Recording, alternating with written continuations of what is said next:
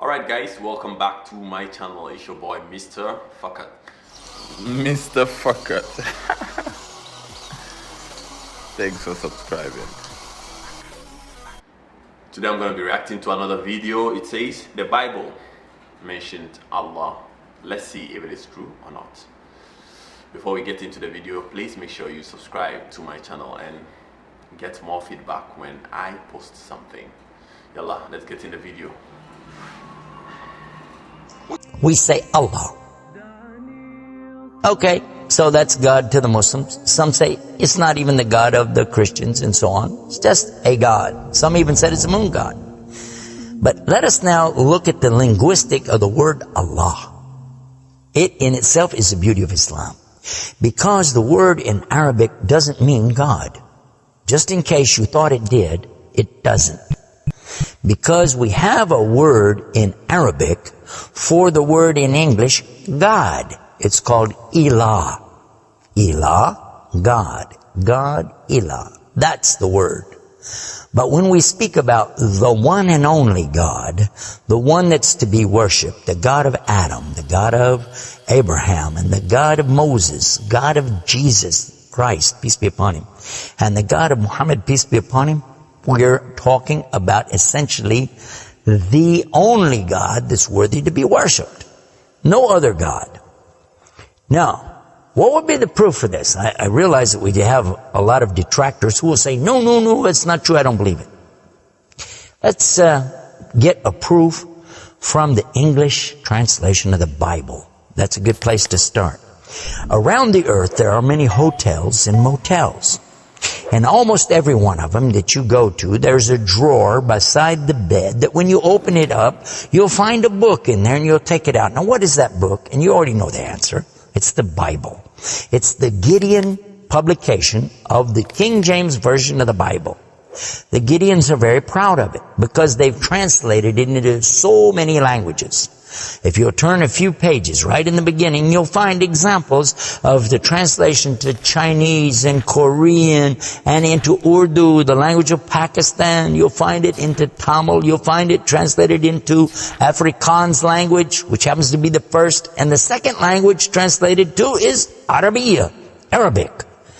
And there is an example of each one of these languages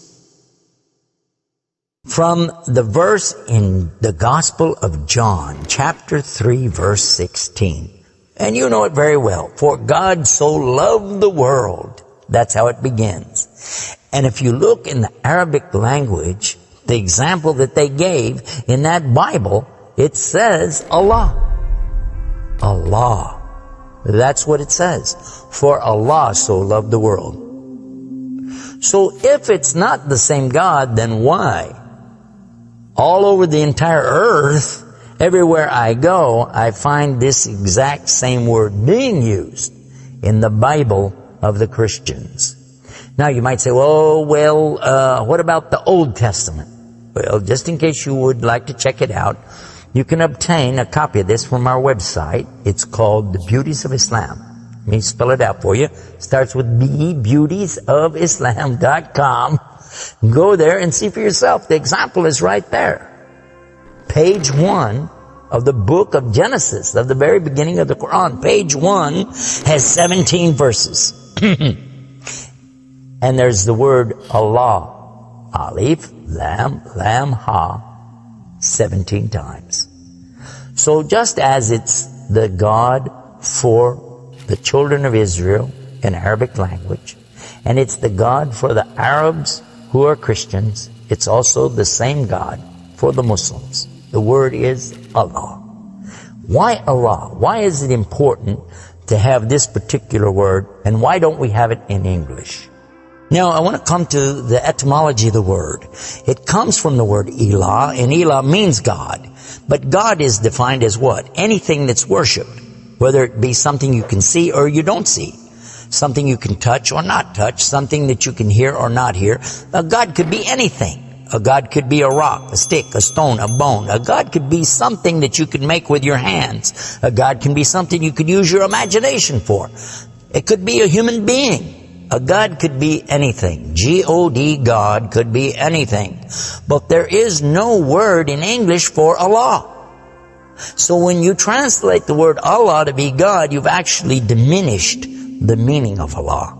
That's why whenever you translate the Bible from English to Arabic, you need to use the word Allah instead of God with a big G, which now gives us a clue to the problem. In the English language, they only have one word, God.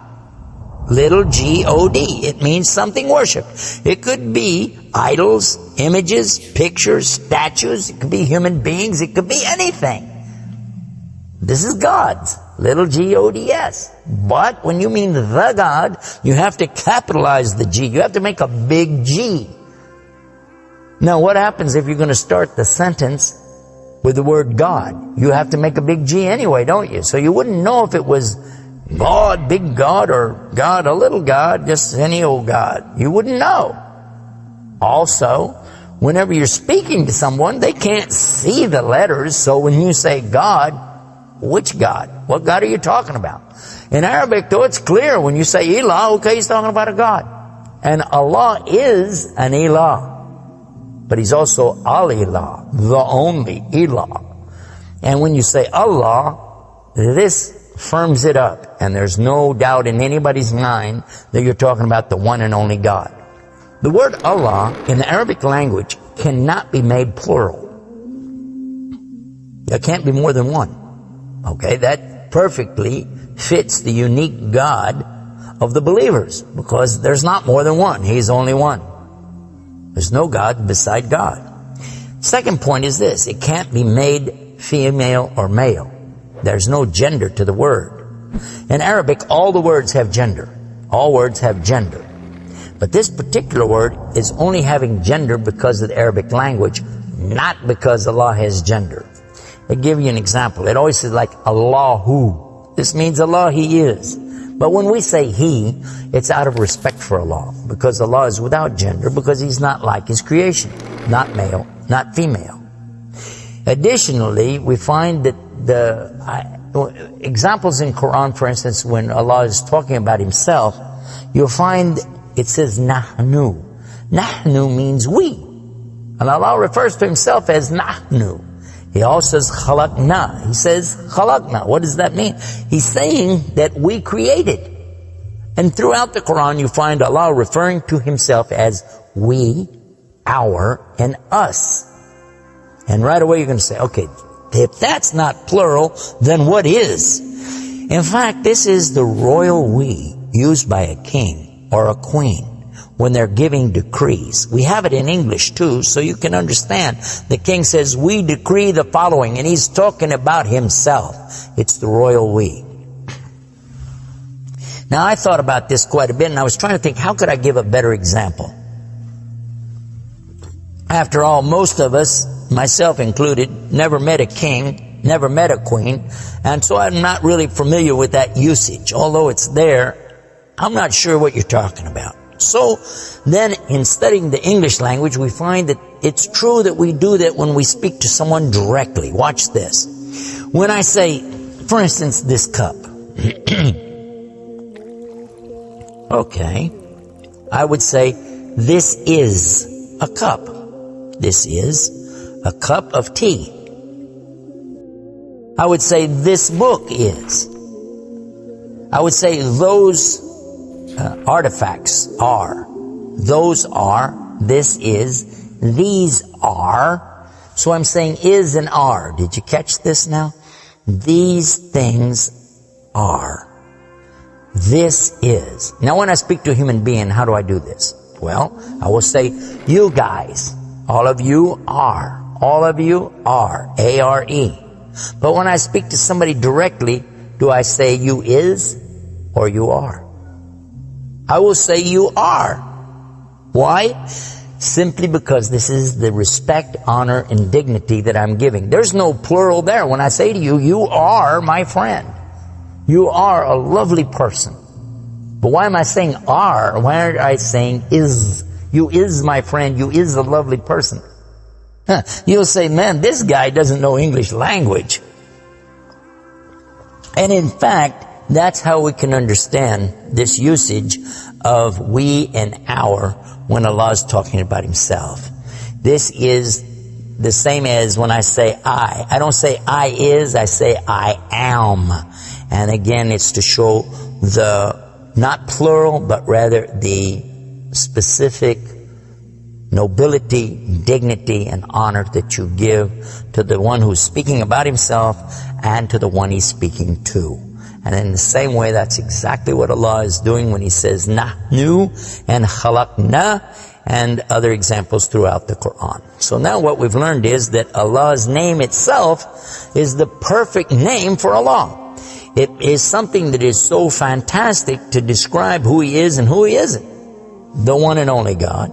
There's none other like him, nothing like unto him, Allah, and at the same time, the dignity, the royalty, the honor that's due him is contained in his name. Not like anything else, not male, not female, and yet he is the all Allah, the only God.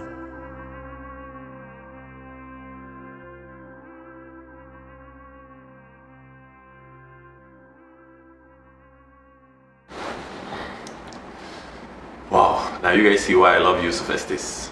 Like, he's just so amazing when it comes to the explanation of anything he's talking about. I've actually learned a couple of things watching this video about the majestic use of the we, you, are, and all those. Like, because here people have made an argument that if there's only one, Muslims, we do believe that there's only one Allah, then why in some parts of the Quran he says we created, we did this, we did that? That's supposed to mean that maybe there are other gods. But when you watch this video actually explains to you what those terms mean, like the we, the us, the our. When God uses them, when Allah uses it, it's more majestic. And when we use the masculine he for God, Allah, in referring to Allah, it doesn't mean that his gender is masculine or he's a male. No, Allah does not have any gender that we know of. It's just like a sign of respect, not to say that the feminine she does not signify respect, but this I think is universal. He is used for he is more majestic, I think. Yeah, so that's a little I got from watching this video.